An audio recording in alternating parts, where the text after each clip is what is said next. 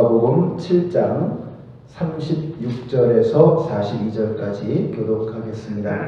한 바리새인이 예수께 자기와 함께 잡수시기를 청하니 이에 바리새인의 집에 들어가 앉으셨을 때에 그 동네에 죄를 지은 한 여자가 있어 예수께서 바리새인의 집에 앉아 계심을 알고 땅에 담은 욱함을 가지고 와서 예수의 뒤로 그 발 곁에 서서 울며 눈물로 그 발을 적시고 자기 머리털로 닦고 그 발에 입 맞추고 향유를 부으니 예수를 정한 바리새인이 그것을 보고 마음에 이르되 이 사람이 만일 선지자라면 자기를 만지는 여자가 누구며 어떤 자고 죄 있는 줄을 알았으리라 하거나. 예수께서 대답하여 이르시되 시몬아 내가 내게 이를 말이 있다 하시니 그가 이르되 선생님 말씀하소서. 이르되 빚지는 사람에게 빚진 자가 둘이 있어 하나는 500데나리온을 갚고 하나는 50데나리온을 졌는데 함께 읽습니다. 갚을 것이 없으므로 둘 다 탕감하여 주었으니 둘 중에 누가 그를 더 사랑하겠느냐. 아멘. 네, 모든 바리새인들이 다 예수님을 싫어하고 또 미워했던 것은 아니었습니다. 원래 이 바리새인이라는 것이 그렇게 나쁜 사람들은 아니었습니다. 이 바리새라고 하는 말은 분리 이런 뜻이거든요. 그럼 무엇으로부터 분리된 것이냐? 그 당시에 많은 사람들이 로마에 빌붙어서 로마의 그 힘 아래서 잘 먹고 편안하게 잘 살려고 하는 그런 흐름이 있었습니다. 더 이상 이러면 안 된다. 우리가 하나님의 백성으로서 이렇게 살면 안 된다 해서 우리는 이 로마 제국 혹은 세상 세력과는 분리되어진 존재다. 그런 의미에서 바리새인이라고 하는 말이 붙여진 거죠. 그러니까 이 바리새인들의 원래 그 신앙의 동기는 좋은 거였습니다. 하나님 말씀대로 하나님의 백성들은 하나님의 말씀대로 살아야 한다. 이런 뜻이었겠죠. 그런데 이제 세월이 지나가다 보니까 이제 그런 원래의 정신과는 좀 다르게 그냥 이렇게 좀 위선적이고 종교적인 이런 사람들이 되어져 갔던 것이죠. 그래서 예수님 당시에는 바리새인들이 예수님에게 많은 책망을 얻기도 했습니다. 자, 그런데 이런 바리새인들이 전부 다 예수님에게 적대적이었던 것은 아니다라는 것이죠. 오늘 본문에서 나오는 것처럼 한 바리새인이 예수께 자기와 함께 잡수시기를 청하니 이렇게 되어 있습니다. 그러니까 예수님을 초청해서 예수님의 말씀을 회당에서 들었을 것이고 이제 초청을 해서 예수님과 함께 교제하기를 바랬던 바로 그런 사람입니다. 여기 뒤에 보면 이제 시몬이라고 이름이 지어져 있습니다. 이 시몬이라고 하는 바리새인은 예수님에게 상당히 호의적이었던 것처럼 보여집니다. 자, 이렇게 예수님께서 바리새인과 식사를 하시는데 37절에 보니까 죄를 지은 여자가 향유를 담은 옥합을 들고 예수님께로 왔다고 했습니다. 그러니까 이 죄를 지은 여자라고 했으니까 아마도 필시 음행을 하다가 잡혔거나 아니면 창녀였거나 아마 이런 정도로 추정이 되어집니다. 근데 이 여인이 예수님께로 와서 눈물을 흘리고 향유 옥합을 예수님의 이 머리에 발에 붓고 자신의 머리카락으로 예수님의 발을 씻겨드리고 그리고 그 발에 입을 맞추는 것입니다. 그러니까 집 주인이었던 바리새인 시몬은 이 장면에 아마 적지 않게 놀랐을 것입니다. 그리고는 속으로 생각했겠죠. 만일 저 예수가 선지자라면 이 여인이 누구인지를 알았을 것이다. 자, 이 말은 저 예수라고 하는 사람은 필시 선지자가 아닌 것 같다라는 확신을 담고 있는 그런 문장의 구조입니다.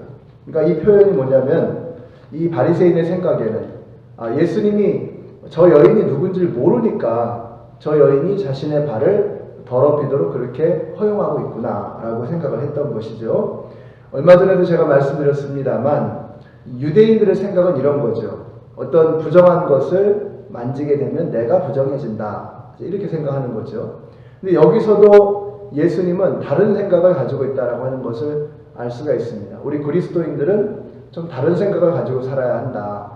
내가 어떤 것을 터치하면 나의 거룩함이, 내 안에 있는 예수의 능력이 나가서 그 병든 것을 고치고 무너진 것을 세우는 그런 역사가 나타난다. 우리는 이렇게 믿는 거거든요.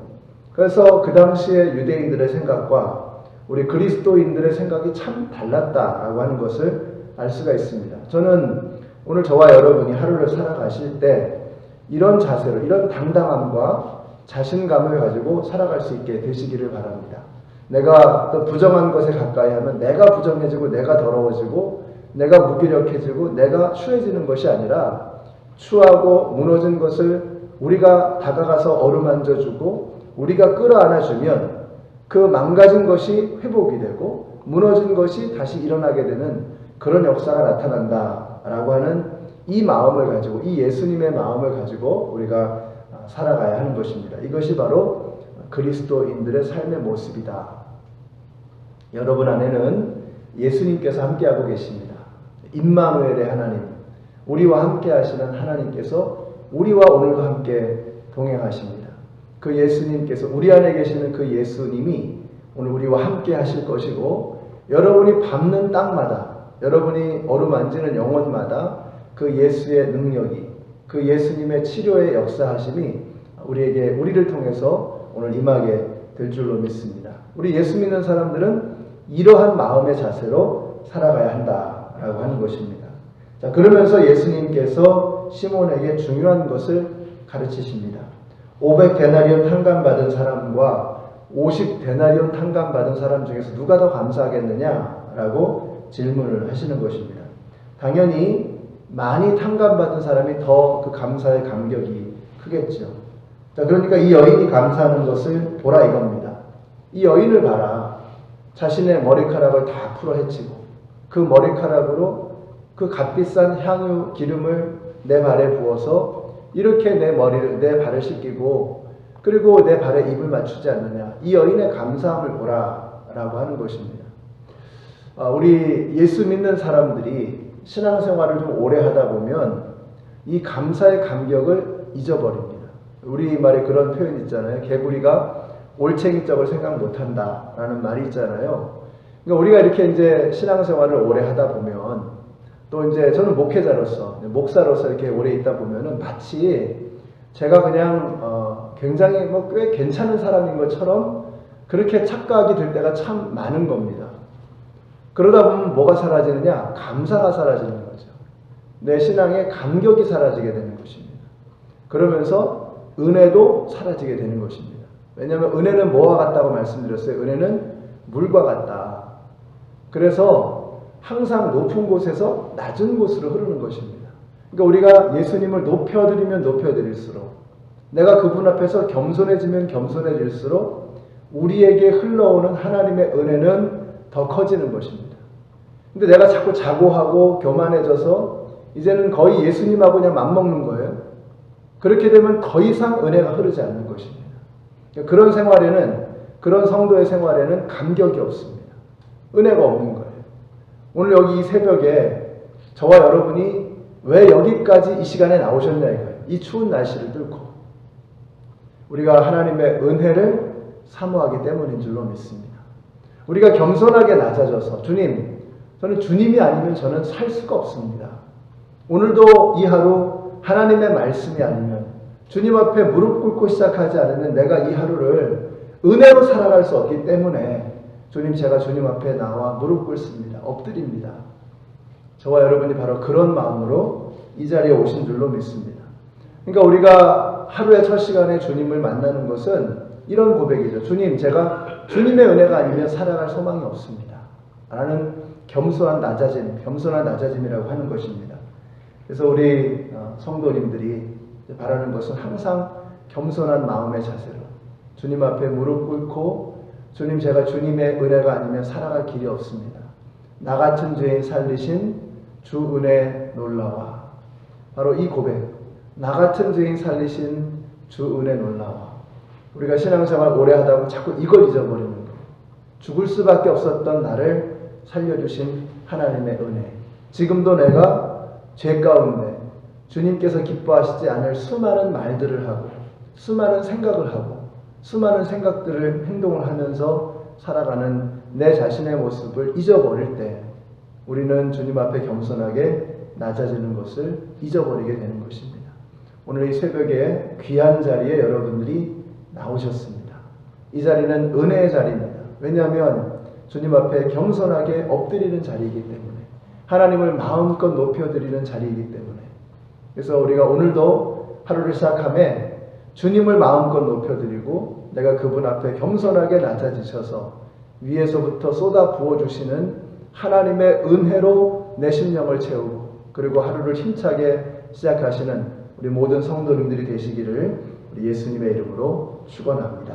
우리 한번 같이 한번 기도하실 때, 오늘 주님, 제가 주님 앞에 겸손하게 낮아지기를 원합니다. 하나님의 은혜로 저를 채워주시고 주님 앞에 주님이 주시는 힘으로 오늘 하루를 기쁨으로, 감사함으로, 감격으로 살게 하여 주시옵소서. 또 오늘 중보기도팀이 오늘 이제 오전에 사역을 하게 됩니다. 중보기도팀을 위해서 여러분들이 중보해 주시면 감사하겠어요. 얼마나 귀한 사역을 하는 것인지 모릅니다.